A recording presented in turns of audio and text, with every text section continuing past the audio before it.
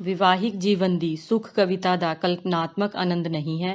ਇਹ ਇਸੀ ਲੋਕ ਵਿੱਚ ਸਖਤ ਮਿਹਨਤ ਕਰਕੇ ਇੱਕ ਅਜਿਹੇ ਜੀਵਨ ਦਾ ਨਿਰਮਾਣ ਕਰਨ ਦੀ ਕੋਸ਼ਿਸ਼ ਹੈ ਜਿਸ ਵਿੱਚ ਔਰਤ ਅਤੇ ਪੁਰਖ ਇਕਜੁੱਟ ਹੋ ਕੇ ਆਪਣੇ ਆਪ ਨੂੰ ਪੂਰੀ ਤਰ੍ਹਾਂ ਪ੍ਰਗਟ ਕਰਨ ਅਤੇ ਸਵਾਰਥ ਅਤੇ ਪਰਮਾਰਥ ਦਾ ਸਮਨਵੈ ਕਰਦੇ ਹਨ।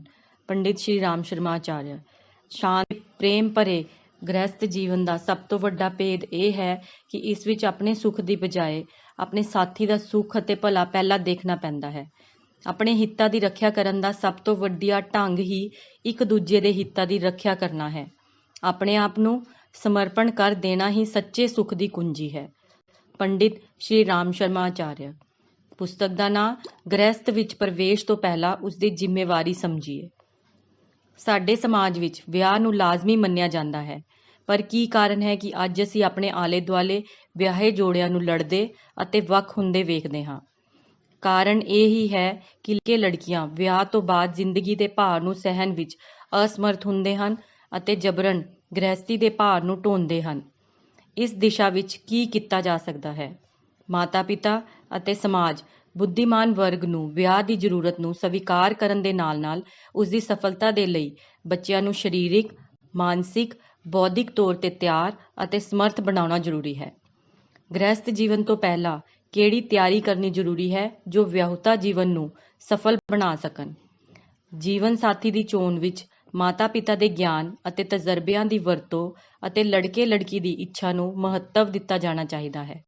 ਸਰੀਰ, ਮਨ ਅਤੇ ਬੁੱਧੀ ਦੇ ਸਮਰਥ ਹੋਣ ਤੇ ਹੀ ਬੱਚਿਆਂ ਦੇ ਵਿਆਹ ਬਾਰੇ ਸੋਚਣਾ ਚਾਹੀਦਾ ਹੈ।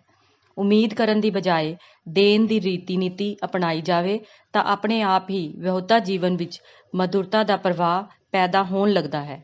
ਜੇਕਰ ਸਾਡੇ ਜੀਵਨ ਸਾਥੀ ਵਿੱਚ ਉਹ ਗੁਣ ਨਹੀਂ ਹੈ ਜਿਨ੍ਹਾਂ ਦੀ ਅਸੀਂ ਕਲਪਨਾ ਕੀਤੀ ਸੀ, ਤਦ ਉਹਨਾਂ ਨੂੰ ਵਿਕਸਿਤ ਕਰਨ ਲਈ ਧੀਰਜ ਰੱਖਣ ਦੀ ਕੋਸ਼ਿਸ਼ ਕਰਨੀ ਚਾਹੀਦੀ ਹੈ। ਆਨੰਦਮਈ ਜੀਵਨ ਦੇ ਲਈ ਪ੍ਰੇਮ, ਸਨੇਹ, ਤਿਆਗ, ਸੁਧਾਰ ਦੀ ਭਾਵਨਾਵਾਂ ਅਤੇ ਸੁਧਾਰ ਦੇ ਦ੍ਰਿਸ਼ਟੀਕੋਣ ਦੀ ਜ਼ਰੂਰਤ ਹੈ। ਪੁਸਤਕ ਦੇ ਕੁਝ ਅੰਸ਼।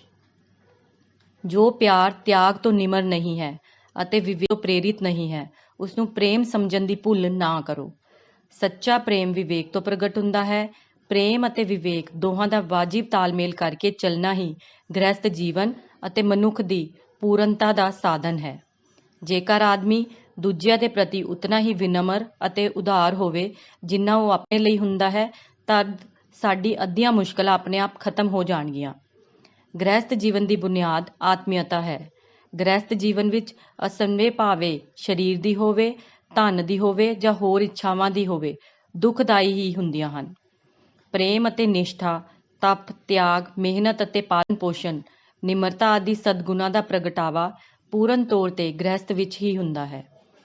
ਮਨੁੱਖ ਜੇਕਰ ਵਿਆਹ ਦੌਰਾਨ ਕੀਤੇ ਗਏ ਸੰਕਲਪ ਪੂਰੇ ਕਰਦਾ ਰਹੇ ਤਾਂ ਸੱਚਮੁੱਚ ਘਰ ਵਿੱਚ ਸਵਰਗੀ ਸੁੱਖ ਦਾ ਵਾਤਾਵਰਣ ਪੈਦਾ ਕਰ ਸਕਦਾ ਹੈ। ਵਿਆਹ ਇੱਕ ਅਜਿਹਾ ਦੋਸਤੀ ਭਰਿਆ ਨੇਕ ਸ਼ੁਰੂਆਤ ਹੈ ਜੋ ਸਭ ਕਮੀਆਂ ਅਤੇ ਕਮੀਆਂ ਦੇ ਬਾਵਜੂਦ ਵੀ ਜੀਵਨ ਭਰ ਅਵਿਨਾਸ਼ੀ ਰਹਿੰਦੀ ਹੈ। ਪੁਸਤਕ ਦੇ ਕੁਝ ਬਿੰਦੂ। ਗ੍ਰਹਿਸਥ ਜੀਵਨ ਦੇ ਲਈ ਪਹਿਲਾਂ ਤਿਆਰੀ ਜ਼ਰੂਰੀ। ਗ੍ਰਹਿਸਥ ਜੀਵਨ ਦੀ ਅਸਫਲਤਾ ਦੇ ਮੂਲ ਕਾਰਨ। ਗ੍ਰਹਿਸਥ ਜੀਵਨ ਨੂੰ ਨਰਕ ਹੋਣ ਤੋਂ ਬਚਾਈਏ। ਗ੍ਰਹਿਸਥ ਜੀਵਨ ਸਫਲ ਕਿਵੇਂ ਹੋਵੇ? ਗ੍ਰਹਿਸਥ ਦੀ ਸਫਲਤਾ ਠੋਸ ਆਤਮੀਅਤਾ ਤੇ ਨਿਰਭਰ